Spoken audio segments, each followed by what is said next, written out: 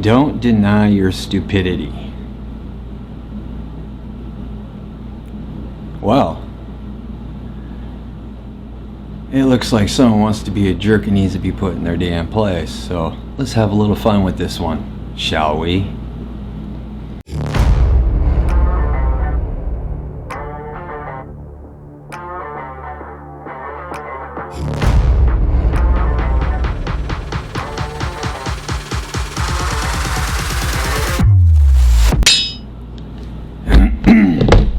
Hopefully everyone's doing good. Got a major storm going on here, but oh well. So, another YouTuber did a review on Dragon Sword. Okay. And I think, in my opinion, they did a really good job. But they didn't think so. In fact, they blamed that person, even though they sent the sword to him. Okay. So, a few of us called them out on that. You know, you're the one that sent the sword to him. He did an honest review. Everybody felt he did an honest review. And then proceeded to attack everybody else. First off, that's not very good business at all, in my opinion. So, let's get into a little logistics. But first, let me give you my background. I have worked with steel for over 22 years. I know how to weld it. Now, this is carbon-based steel, not non-ferrous. Non-ferrous, it would be aluminum, brass, copper, lead. Those are the soft metals. I'm talking carbon-based. Can weld it, can shape it, can bend it hot or cold, you name it. Built heavy stuff with it. And in order to manipulate metal, you got to know how much heat you need to put in it, how little heat, because it'll just work the hell out of it depending on the thickness of it. On top of that, I am certified in 4 different welding. Okay, so kind of think I know a little bit. I don't know it all, because there's a lot to learn. But anyways, so he came back starting right away with that in his comment to me. So, saying, I don't even probably know what the hardness of my 1095 differentially hardened sword is. So, it's my 1095 differentially hardened Shobu. Look at that bad boy. Do you see a lot of scuffs and scratches in that? You don't see any, do you? Because the sword they were reviewing took a big, huge, really good scratch in it. So my comment was, wow, my 1095s don't even scratch that bad. I guess they didn't like that. And I cut with this. Now granted, it is just bottles, but I do cut with this. Then he says, I probably don't even know what the HRC is on this. The HRC on this is 56 on this edge. Okay? So yeah, I know what my HRC, I had this custom made. Now granted, differentially hardened is less prone, somewhat, taking scratches than through hardened. Just as a through hardened. And if I remember, this is a 56 HRC. So it's through hardened 1095. Again, I use this a lot. This sword, my Unobukai from Hanbon. And I've cut, the first thing I ever cut with this was bamboo. Look at that blade. It's a little dirty because it's got oil on it. Look at that. You see any major scuffs or scratches in it? No, you don't. Okay, we all know the 1095 has 0.95% carbon. Okay, gonna get a little geeky here. This sword would have S7. Now I found something very interesting about a S7. Okay, so you can heat treat between 48 and 58 HRC. Okay, not bad at all. Now here's where it gets a little weird. So, carbon base for it. Most swords, I'm not going to say all, most, have like one carbon base to it. Like 1095, it's 0.95% carbon. S7 can vary in carbon base, which you can do that with metals. So it varies from 0.45 carbon base to 0.55%, 0.55% carbon base.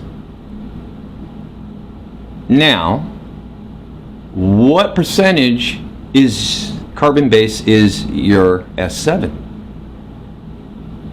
Is it 0.45 or is it 0.55%? Okay. This is significantly less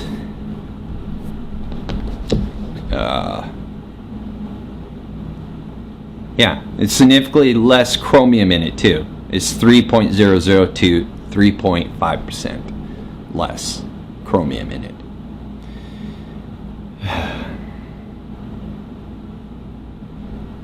And it is comparatively less resistant to wear, but it's tough. Okay, it's a tough metal. Now, don't get confused with wear resistant though to scratch resistant. Those are two separate things. A lot of companies say it's really wear resistant. Okay, wear resistant is if you have friction on friction. That don't mean it's not going to scratch or scratch very easily. Not at all. Okay, it just means it's going to take longer for the metal to wear down. All right. S5. What does S5 have? S5 is a silicon magnesium tool steel. Okay. HRC can go up to 62, so it has a higher HRC than S7. Now, what does that mean? So basically, it's a magnesium steel blade for S5. They just think of it as they jacked it up. Okay. They added more to it, and hence silicone magnesium. So silicone dash magnesium, which means they combined silicone to it. Now, I didn't look to see what other elements are in it, but that is like the main majority property of S5. So like I said, it's like a magnesium steel blade. You could say a little bit on steroids. That's what an S5 is. Okay? That's the major composite for S5. So we already talked about 1095. Let's talk about T10. T10 is designed, now I have some gunk on this blade. I didn't get to clean it. But as you notice, and I used this on Bohaiu a lot, you don't see any real major scratches in it. It will take a little. 1095 will take more than T10. Okay? Now, why is that? This takes less. Because of the tungsten that's added to the blade. Okay? That's why people say T10 is close to 1095. All steels, just so everybody knows, is when you get something like an S5, S7, this and that, T10, it's all based off of another steel that's already pre-existing. Okay? That's where they start off at to make their formula. You just can't take different stuff and just throw it together and hope for the best, okay? T10, or 1095, 1060, these steels already existed, and people just took that formula and tweaked it to see what else they could make, okay, through trial and error. So T10, now this is the nice advantage of T10 blades, why they're so I mean, they're a beast of a blade. The HRC can go to 60. It can even go up to 67. And it won't hurt it. Okay, a lot of people don't go up that high. Some do, because you are getting into the danger range of maybe making it brittle. Okay? Or you can crystallize it. I've seen steel that's been heated so much it crystallizes, it just vaporizes when it's under pressure. I mean, literally, there's nothing left of it. It just turns to dust. It's a spooky thing to see. So, what does T10 have in it? 1% carbon steel. So it's very little carbon, okay? And it's 0.35% silicone. All right? Now, here comes where the tungsten comes in. The tungsten is not making up.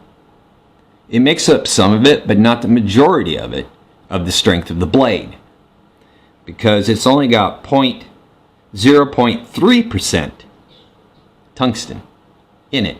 The reason being is you couldn't make this with a higher tungsten content because it would break.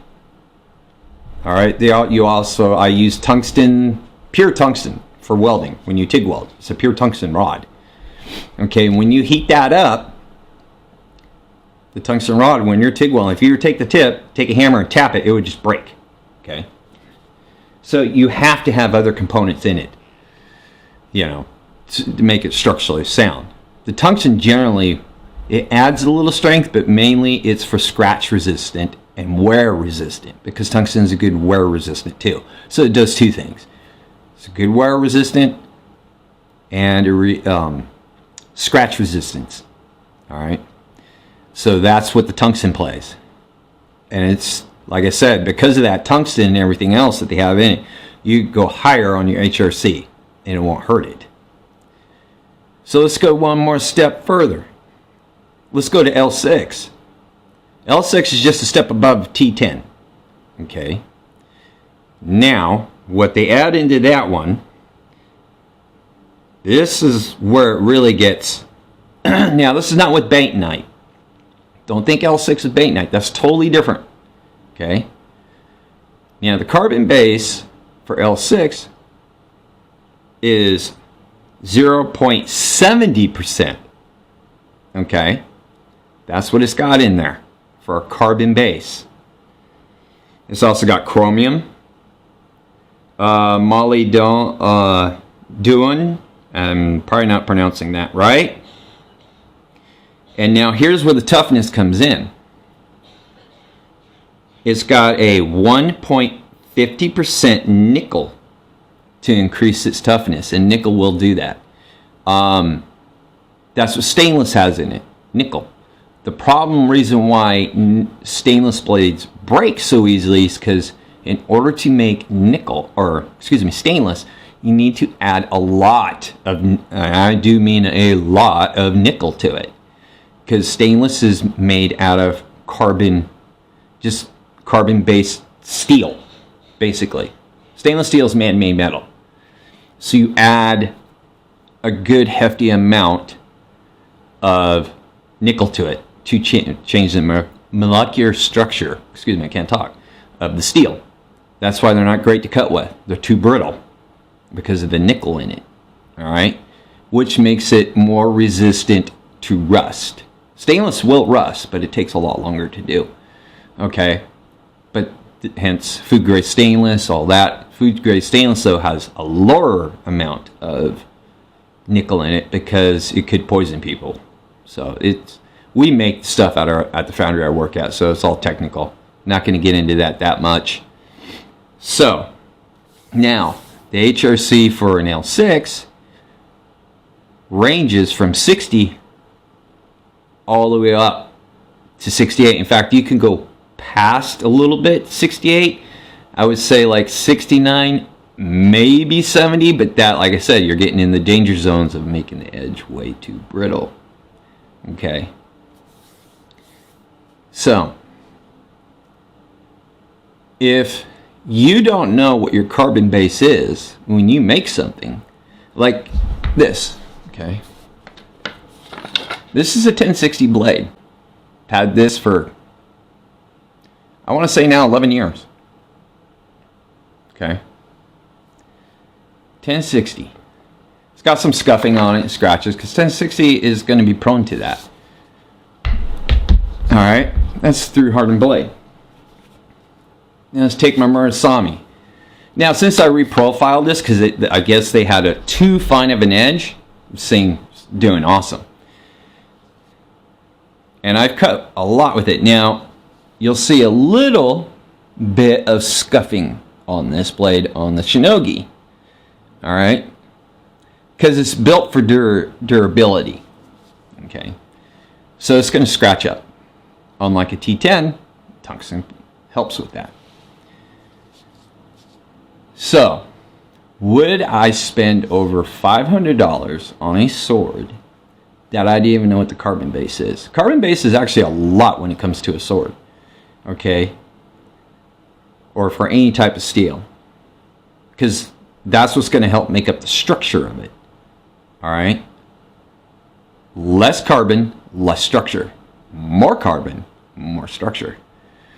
And then you take in the fact, like folded blades, every time you fold it, you're literally pressing more carbon into it, okay, to make it stronger. Hence, back in the days, that's why they folded them, to make them stronger. So, for him to sit there and say, check my stupidity, well, okay, DS, Dragon Sword, what's your carbon base? What's your carbon base? Is it 0.45 or is it 0.55? Or do you even know? That's a good question now, isn't it? Does he even know what the carbon base for his L7, his S7s are? Or are you just getting the cheapest one you can? You know. Because if it's 0.45, why is someone going to spend over $400? You might as well figure for a 1045 blade.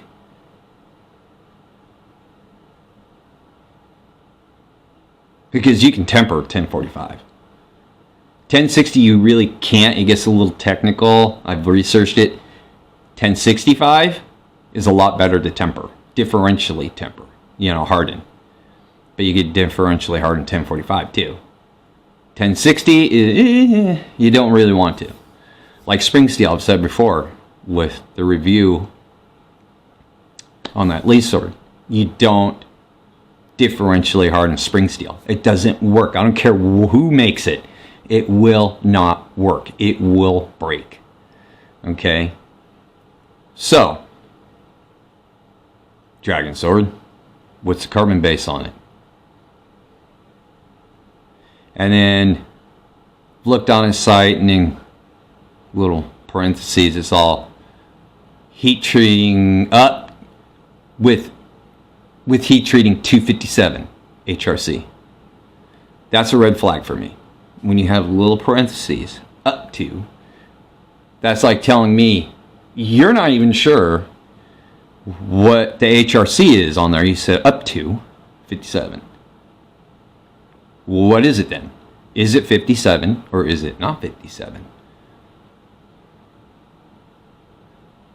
You know? So it's like he was sitting there trying to say the HRC on my differentially hardened 1095 was probably 30. Seriously? 30? 30 on this. It's 56. How do I know that? Because I talk to Yao. I do a lot of business with Hanbon because I like their quality and they're affordable. So that's why I do business with them. I mean, I'm thoroughly impressed with this guy from them. That's a through hardened 1095. Normally they take scratches pretty good, but look at that. I'll show it again. No deep scratches in this thing. And I cut a lot. Like I said, first thing I ever cut with this was bamboo. I've cut beach mats with this with 1/4 inch soaked bamboo in it. I've cut water balls with this. I have never even so much as rolled an edge on this blade. In fact, it took me a year just to dull it because I didn't sharpen it for a whole year, and it stayed razor sharp. So that tells me they really know what they're doing when they heat treat their stuff, and this is why I do business with them. I like their quality. They know what they're doing. They don't talk down to people. If they someone points something out to them that they messed up on, they rather hear the feedback than sit there and get aggressive.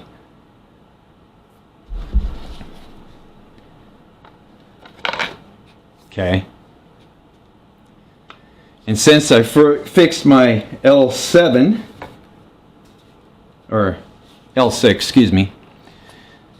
But since I fixed my L6, it's a great cutter. I like it. I think if I order another sword from Murasami, if it's an L6, I'm going to tell him don't sharpen it to a razor's edge. So, because I found out that's what they do. On the higher end swords of theirs, they'll make that edge super, super, super, super fine. So I may just have to put a message on there. Please do not do that. Make it sharp. Yes, please do. Don't make it erasers. Okay? Because I don't want to have that. Other than that, I'm enjoying it, which is great. Haven't had any issues. So, which is good. I think they just sharpened it way too much. Way too much. I'll get into a video about over sharpening, because there's pros and there's cons to that. Trust me. But for a company to sit there and bash somebody when they send them a sword, sample sword to review, okay, that's for the company to take input in and go, okay, what can we do now to improve our product? Because obviously there are issues with this. So what can we do? That's the whole point of it. Not to turn around and blame the person you sent the sword to and then attack everybody else who have their own opinion. What makes you think anyone's going to want to buy a sword from you? Nobody. Because they're going to be afraid that, one, it's going to be any good, because you're not listening to people, and two, they'll be afraid to do a review on it because you're going to come out and attack them. That's poor business. And if that's how you want to do your business, well, you're not going to last. And especially with the prices that you have on your swords. You want people to buy them? Then you need to listen. Like, okay, let's take this guy right here. We'll take, because this is my most expensive sword, we'll do the Murasami. Okay. Look at that. You could tell that's a hard wood, how dark it is. I have not had to shim this at all yet.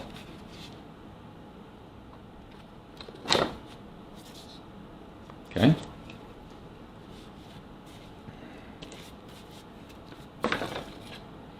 This one is not as dark. So it's probably a little bit softer wood. Okay. A lot of times, not always, harder woods are a little bit darker. Okay. Like I said, not always, that's not always the case. So don't take that as fact. All right. If you can't afford to do that, that's fine. You know. I mean, Murasami puts it on their page too, if I remember correctly. Size made out of a hardwood. Ska made out of a hardwood. Okay.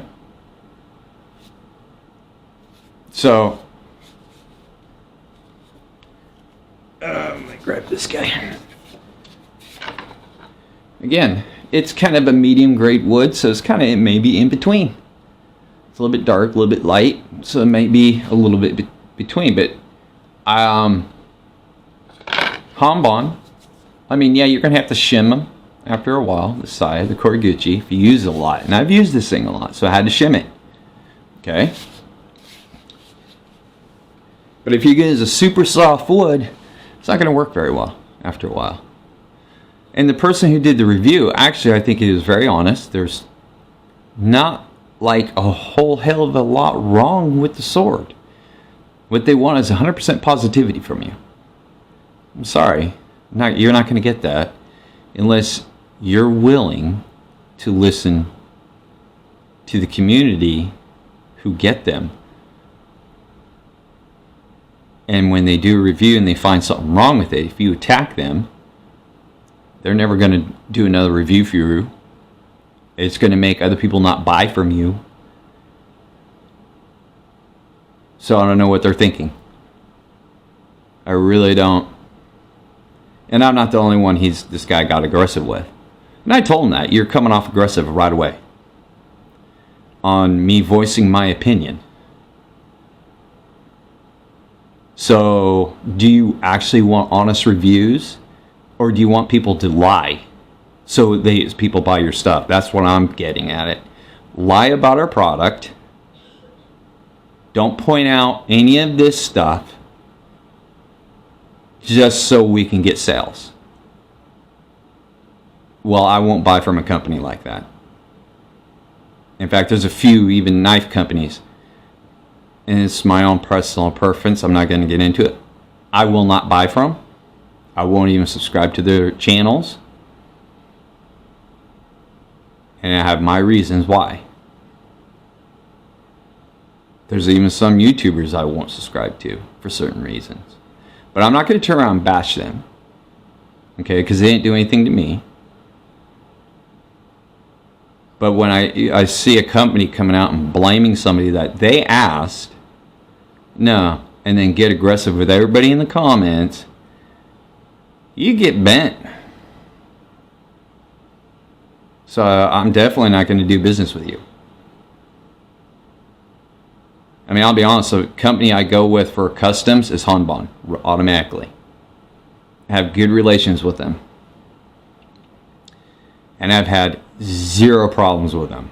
Are their swords perfect? No. They're not. They have some flaws to them. Okay? Now, they have expensive ones. I mean, they get up to like $600, $800. You could probably even spend $1,000 on them, depending on what you want.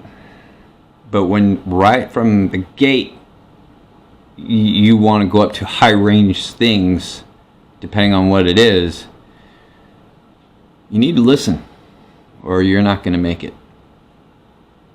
So, that's my little ranting of someone asking me to check my stupidity.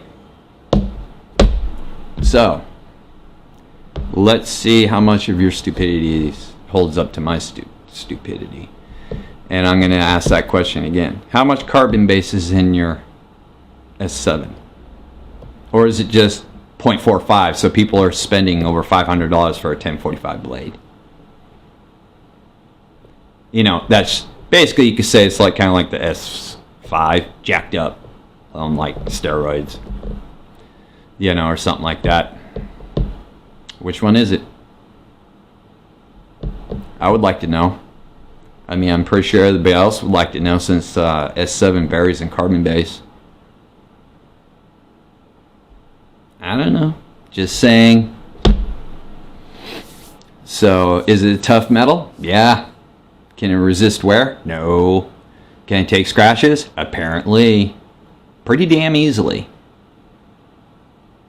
So, that's all I got for you guys. And, storm's getting worse. We will talk to you all later. Have a good one.